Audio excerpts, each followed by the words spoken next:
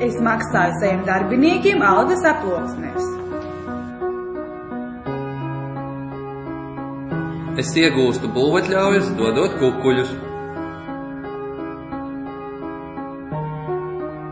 Es parakstīju Haritonovu atbrīvošanas vēstuli. Es novietoju džipus vietās, kur nav atļauts stāvēt. Es esmu bandīta advokāts, jo tie vislabāk maksā. Es tautai skaloju smadzenes ar reklāmas kampaņām, lai valsti vadītu morāli kropļi.